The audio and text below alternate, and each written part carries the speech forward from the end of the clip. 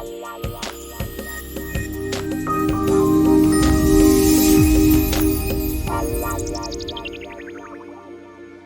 it going, everybody? Angel Abundance here, the Enlightened Coach. Welcome back to my channel. And on today's episode, we're going to be talking, continuing through kind of some of my devotionals as I've been going through the book of Matthew and coming up to Matthew 25. And one of the parables that he talks about in there, the parable of the talents of the three servants. And actually been weighing on this parable for the past several months. As I've been coaching people in their life and finances, and it's a really poignant tale about how to manage God's resources or what God's expectations are of us. So so as I read it, it kind of just like stood out, really vividly. So I felt like I needed to kind of share this and kind of bring you guys up to speed. So I really appreciate you guys tuning in. I'm going to go ahead and read through it. This is Matthew 25. Verses 14 through 30. So I'll go ahead and read through it and then we can kind of talk about it. So Jesus is talking here, and he says, "For the kingdom of heaven is like a man traveling to a far country, who called his own servants and delivered his goods to them. And to one he gave 5 talents, to the other 2, and to another 1, to each according to his own ability. And immediately he went on a journey. Then he who had received the 5 talents went and traded with them, and made another 5 talents. And likewise he who had received 2 gained 2 more also. But he who had received 1 went and dug in the ground and hid his Lord's money. And after a long time the Lord of those servants came and settled accounts with them. So he who had received 5 talents came and brought 5 other talents, saying, Lord, you delivered to me 5 talents. Look, I've gained 5 more talents besides them. His Lord said to him, Well done, good and faithful servant. Faithful over a few things, I will make you a ruler over many things. Enter into the joy of the Lord. And also he who had received 2 talents came and said, Lord, you delivered to me 2 talents. Look, I have gained 2 more talents beside them. And his Lord said to him, Well done, good and faithful servant. You have been faithful over a few things, I will make you ruler over many things. Enter into the joy of the Lord. Then he who had received the 1 talent came and said, Lord, I knew you to be a hard man, reaping where you have not sown, gathering where you have not scattered seed. And I was afraid, and went and hid your talent in the ground. Look, there you have what is yours. But his Lord answered and said to him, You wicked and lazy servant, you knew that I reap where I have not sown, and gather where I have not scattered seed. So you ought to have deposited my money with the bankers, and at my coming I would have received back my own with interest. Therefore, take the talent from him and give it to him who has 10 talents. For to everyone who has, more will be given, and he will have abundance. But from him who does not have, even what he has will be taken away. And cast the unprofitable servant into outer darkness, where there will be weeping and gnashing of teeth." Wow. So let's kind of break this down a little bit. So again, Matthew 25, right? Jesus has been speaking to his disciples, and he's been speaking over the past several chapters. This could be months of time, who knows? Could be several weeks of time actually. But he's been, because this is when he's already kind of in Jerusalem. But he's speaking to his disciples. And, the parable of the talents, right, and the 3 servants, right, and this parable, it has a couple of meanings. I think, one of the predominant meaning is, right, within the context of what Jesus has been talking about, even within the previous parables. And the parable right before this one is actually about the bridesmaids, right, who were waiting for the bridegroom. And, they have, all the bridesmaids have some oil, and some of them weren't prepared, and they didn't have enough oil.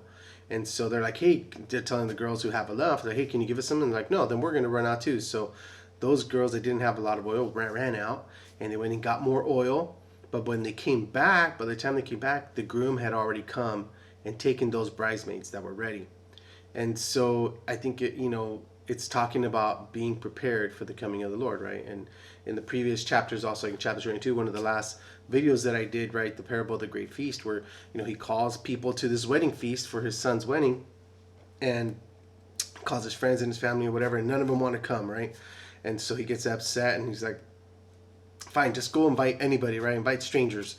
And those who, and a bunch of strangers came, and they were happy to partake in the feast. But there was some, right? The one guy he wasn't even really dressed for the wedding. He wasn't really there for the wedding. He probably just came to grub, right? So anyways, he kicked him out, right? And he, basically this parable was talking about, being prepared, being ready for the coming of the Lord. And how he went to Israel, and then they didn't accept, they didn't receive. And so then he went out to the Gentiles, right? That's kind of what it's talking about. But it's talking about being ready for the wedding feast, for the marriage supper of the Lamb, right? After Jesus comes back, we get raptured up, and we get to go and celebrate in heaven with him, right? And we have a big party, a big celebration. And so that's what that's all about. So in this parable about the talents and 3 servants, it's kind of in line with that, with what he's been teaching and talking about the kingdom of heaven, right? And so he starts out, right? The kingdom of heaven is like a man who's going on a long trip. Who's the man? He's talking about Jesus, right? And he leaves his servants in charge while he's gone. And he expects them to take care of things while he's away. So he gives each of them talents. Now, talent in those olden days was actually a weight of measurement, and it is estimated to have been about a bag of silver, right? Imagine a money bag of silver. So it was a sizable amount of money. I've read certain estimates, somewhere between 1.2 to 1.4 million. So it was a good amount, right? And so the guy who got 5 talents probably had about $6 million, and the guy with the 1 talent had about $1 million, right, in today's money. And so either way, it was a good amount of money. It was plenty to work with and to grow. And so, and also I think talents can be, I think, interchangeable here, right, with actual talents, like talents that you have, gifts, right, and the like, things that you're good at. And like actual talents that things that you're good at, good at something or whatever it is for you as a person, as an individual, God has endowed to each of us some talent, some gifts, right? And he puts us in charge of certain things, right? And so he gives to his servants some talents, right? He puts them in charge and says, here's 5 talents for you, here's 2 talents for you, here's 1 talent for you. And Jesus clearly says that he gave them each according to their ability. He knew their capabilities. He knew what they were capable of, what their capacity to manage was. And so I think something to know here is that the master seemed to know exactly what his servants were really capable of. And he seems to know what each of them can handle. And I think it's important for us to understand that, God knows us. He knows what we're capable of and what we can handle. And he says, right, in 1 Corinthians 10:13, right, that he will never give you more than what you can bear, what you can handle. And so some could handle a lot, right? And maybe, I think today's world, right, some can handle a lot. And I think that's why God endows them with more. And that's not because God favors someone over another. It's just that he understands what they're capable of. And they've been responsible. Maybe they started out since they were little, being responsible with a little bit, and God gives them more, right? So I think it's very important for us to understand that he gives us to what we can actually handle. So he gives the first guy 5 talents, and he gives to the second guy 2, and he gives to the last guy 1, and then he takes off immediately, right? Jesus taken away right away. And so the guy who gets 5, he does something with it, right? It says that he traded it and he made it grow, and he turned it into another 5 talents. And so he uses it, he grows it, he bears fruit. And same thing with the second guy who had 2 talents, and he does it well, right? He grows, he bears the fruit, and he doubles it. And then the third guy, and this guy just decides, to bury it in the ground. And so he's like, I'm not gonna lose any of it, right? He says, I'm afraid. He was afraid, right? But he said, I'm not gonna do anything with it. I'm just gonna hide in the ground here. So he hid his Lord's money. And so I'm just gonna hide it here. I'm gonna wait for him to come back. Now, I've heard it said, I've heard different sermons about this and read a little bit about it, but that maybe this guy was conniving a little bit. Maybe he was trying to hide it just in case the master never came back. Like he was trying to see, okay, well, if he never comes back, at least I can go dig it back up and it'll be mine, right? I'm not gonna lose it, but if he does come back, then it'll be there for him, right? So, but I've heard it said that. Now it doesn't say that in the scripture, so we don't know, right? It's plausible, it's possible, I guess. Either way, it would seem that the master gave them instructions to put it to work and to manage it and to make it grow, and this guy didn't.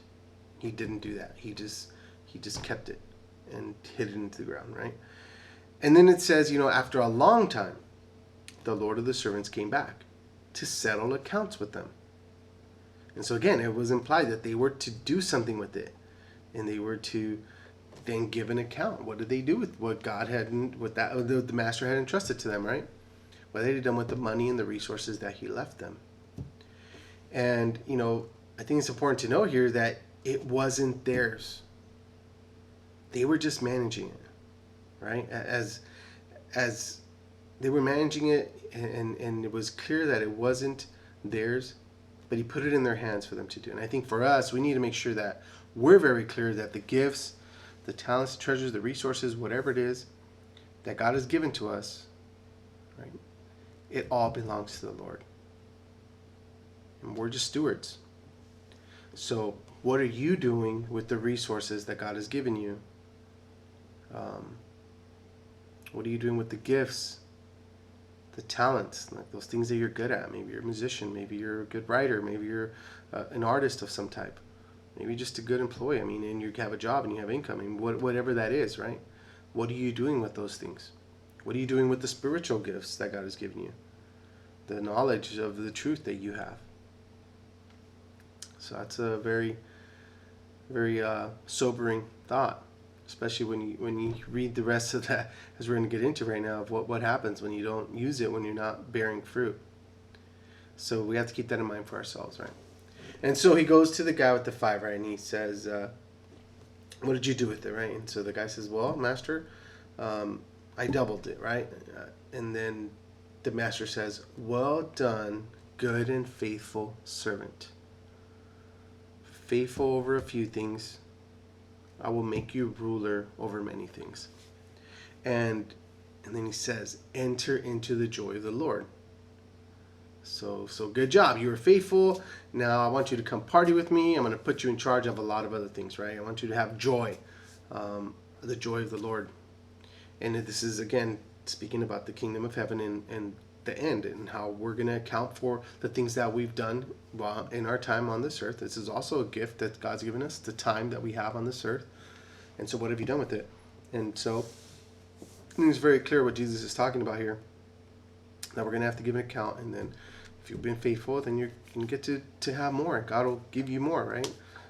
In heaven, and you will enter into the joy of the Lord. So very interesting. And then so he goes to the second guy and says the same thing, right?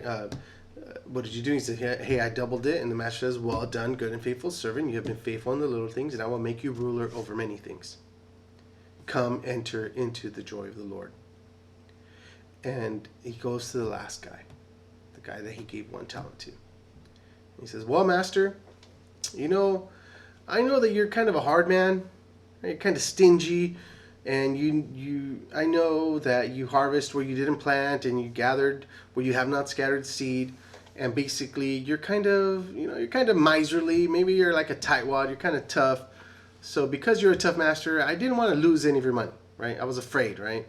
And because I know that you're a stickler about money, right? I was afraid of losing it. And so I buried it in the ground. And here it is, exactly what you gave me. Here it is right back. Here's your 1 talent. Here's your bag of silver. And the master, he's like, you wicked and lazy servant.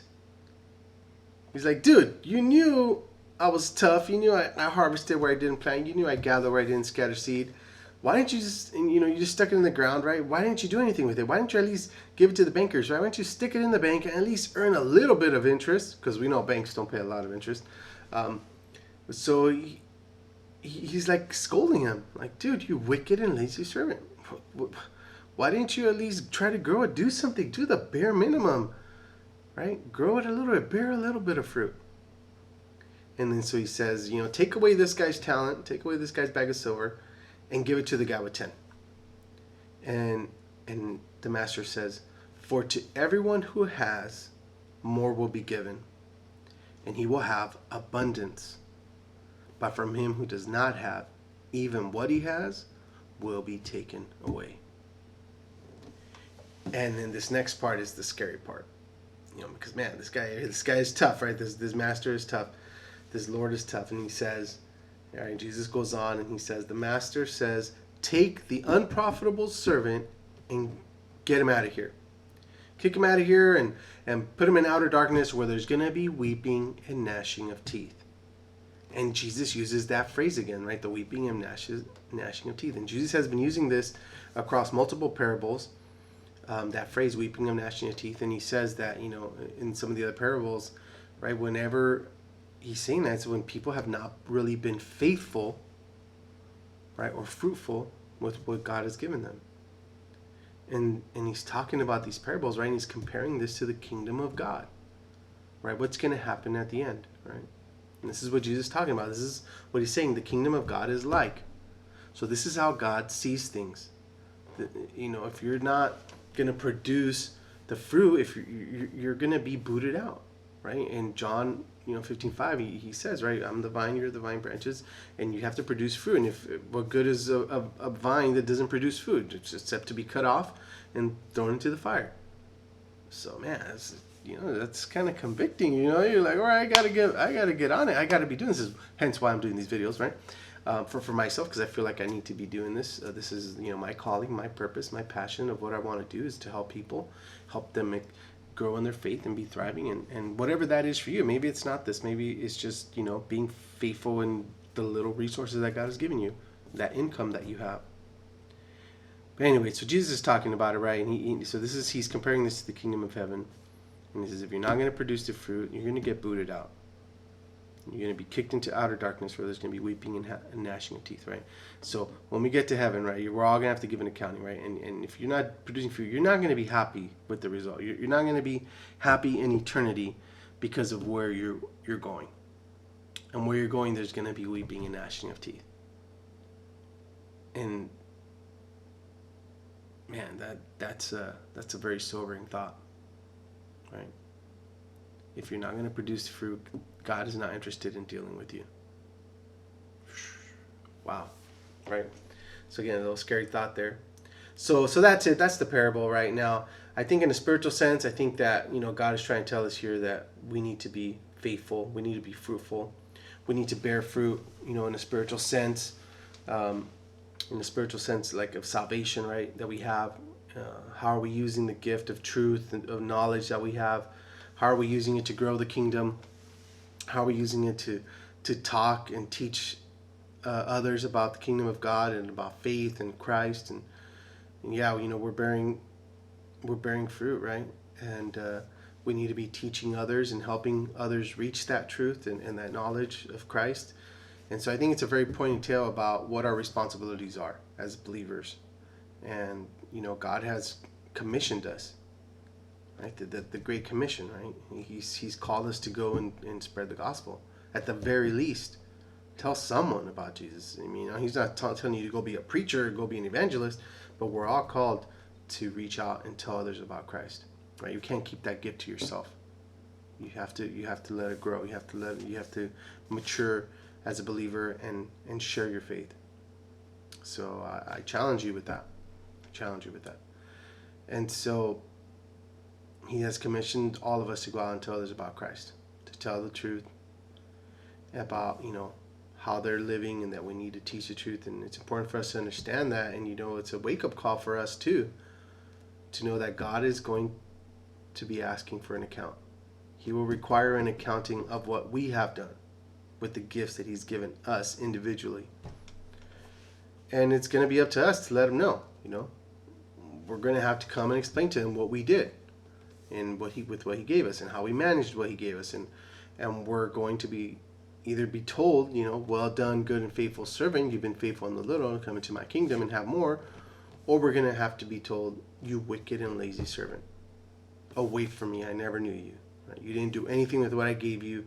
You kept it to yourself. You didn't share it. I wonder what would have happened. What would the master have said if the servant had at least Like, what if he would have been like, you know what, Master, I used it to feed the hungry. I used it to clothe some orphans, to feed widows, care for widows, right? To share it and give back. I didn't keep any of it for myself, but I used it to help the people within your kingdom, right? To keep your kingdom people happy. I wonder what the master would have said about that. Like, maybe he could have done that, right? Maybe he could have said, hey, I did the best I could with what I had, and I felt like I needed to show your generosity. I needed to take care of the people that were in your care, in your kingdom, and who knows, we don't know. We don't know what that master would have said. We'd say, you know what, good for you. You did. At least you did something with it, right? We don't know that, but maybe that's something for you to consider with the resources that God has given to you. How are you using it in that way and being generous with it? Maybe you don't have to. Maybe you're not called to go make it grow and be, be investing it and growing it. I think we're all called something of that. I'm talking specifically about like monetary stuff, but from a spiritual sense, right? You should be sharing it and growing it. And so again, I think from a spiritual sense, that's definitely something that I think he's teaching us. But in a practical sense, I think he's also talking about our finances specifically, right? He's using the illustration of money, right? A bag of money, or several bags of money. And a lot of what I'm focused on right now is helping people manage their finances, to get out of debt, to invest, to grow it, to have something for the future, and grow their businesses, build up their coffers, right? But not for the sake of building up their coffers, but so that they can live a life that's truly fulfilling and be able to have enough to leave an inheritance for their children. The Bible is clear about that and about you being faithful in that, and so I think he's teaching us where we're able to have the resources to do that which God is calling us to do, right? So again, it's not just about growing just to grow it, right? It's not about that. So I think that God wants us to be faithful in how we're managing our resources, right? The actual money that he's given us, right? Because ultimately it belongs to him. Again, we're just stewards. And so what are you doing with it? How are you being faithful? So I would say it's important for us to understand that God has entrusted to us, each of us our own portion, right? To some he gives a lot, to some he gives a little. But no matter what that amount is, our job is to be faithful with it, with whatever it is that he's entrusted to us, right? And we have to grow it and at the very least double it. I mean, to the ones, right, he said, well done, good faithful servant, they doubled it. So how are you growing what God has given you? Let's say you have a job or something, right? Or a business, or you have some sort of income coming in. What portion of it are you saving? Let's say even like in a high interest or high yielding interest paying savings account, or in some other type of investment account like a 401k or IRA or Roth, maybe in a life insurance with cash value that's growing, whatever that is. How is it that you're growing a piece of what God has given you, so that you can save up for the future, so that you can give away and be generous and be more resourceful, right? And God wants to bless you with more, but you have to learn how to manage the little that you have right now. If you're spending everything you have, I mean, it's not enough, right? So I think one of the principles that I see God teach throughout the Bible is to give, right? To save and to store up treasures in the storehouse, right? And to plan for the future and to not be a sluggard, to not be wasteful or spend everything that you have, right? You have to be smart. You have to put a portion of it away. You have to save it, and you have to be generous, and you have to give. I mean, and God honors that. God honors his word, and he says, you test me in this, right? See if I will not pour out a blessing upon you so much that I will open up the windows of heaven and pour out a blessing so much that there won't be even room enough to contain it. I mean, that's a promise that God has given to us, right? So I encourage you guys to, be faithful, to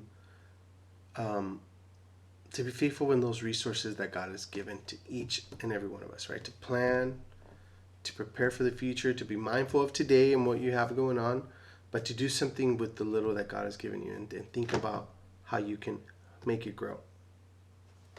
And for those of you that have a lot, and some of you out there have a lot, I want you to keep growing it, but be generous. Be generous and help and give to others.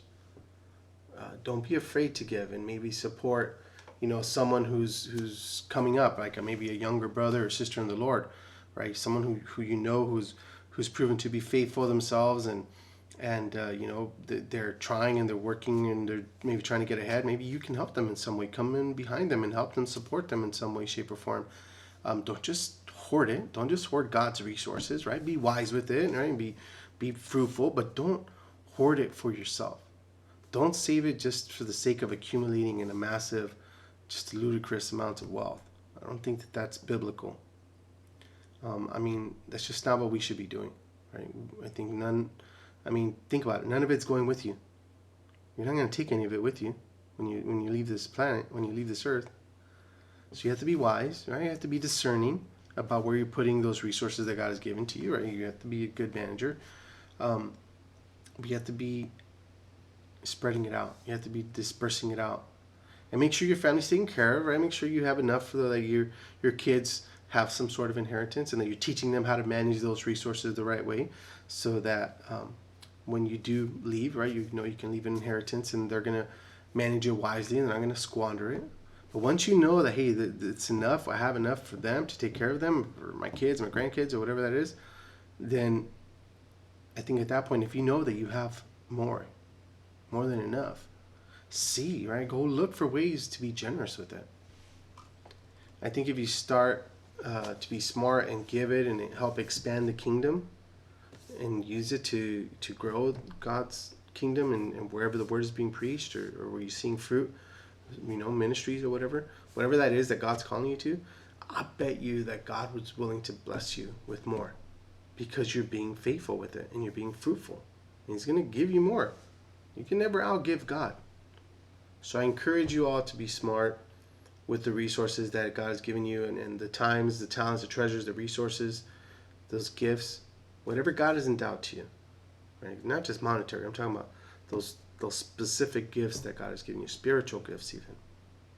So be faithful with it, use it, grow it, bear fruit, ask God to guide you, to give you wisdom for how to manage whatever those resources are and whatever those talents are. And for goodness sakes, don't just bury it. Don't just sit there and do nothing with it, because the last thing you want to hear, when you have to give an accounting for what God has given you, the last thing that you want to hear is, "Away from me, you wicked and lazy servant. Be thou cast into outer darkness where there's weeping and gnashing of teeth." God forbid that any of us hear those words come out of Jesus' mouth. It'll be a very sad day indeed if you hear that. And so in summary, I think there's some points that I want you guys to really think about. Be faithful in the little things, those things that no one sees. Be faithful in that. Don't be concerned about what others are doing with their talents or what God has given others. That's not your concern. You worry about what God has given you. And ask yourself, what am I doing for the kingdom of God? How am I growing His kingdom? How am I using resources to help expand God's kingdom? And if you're watching this, I believe that God really wants to stir you up. He wants to call you to action. So we will all be held accountable for our actions and the fruit that we bear. So what are you doing with it? What are you doing for the Lord? Keep that in mind as you go about your day. You really reflect on this. Think about it. I know this has really spoken to my heart, and it's just confirmed what I need to be doing, which is sharing these kinds of videos and messages, and helping people really live, driving, fulfilled lives. So that's what I'm trying to do here. I'm trying to make sure I'm fulfilling my calling, my purpose in doing and bearing fruit, right? Doing righteousness and bearing fruit. And so with that, I appreciate you all. Thank you for tuning in. Hopefully this is a good word for you. And, be faithful with what God has entrusted to you, right? Use those gifts, talents, treasures, resources to the best of your ability. Just do the best that you can. You don't have to be perfect. Just do the best that you can. And if you stumble and fall, just get right back up, dust yourself off, and keep moving forward. Keep falling forward. So if you need someone to talk to, need some encouragement, just go ahead, reach out. We're always here willing to help, and we're working on more content. I have a lot of other things that are coming up, so I want you all to take action, be active in spreading love and joy and making a difference in this dark world. America needs you. This world needs you, needs your gifts. Seek the Lord in whatever you're doing, and be the light in the darkness. Be the light. Be the hands and feet of Jesus. So if you like this video, go ahead and give it a thumbs up, share it, subscribe to my channel, maybe smash on that bell to get the notifications whenever we put out new content. I appreciate you all. God bless you. I hope that you're living a thriving and fulfilled life. I'm Coach Angel, the Enlightened Coach. Take care, everyone. God bless you. Bye.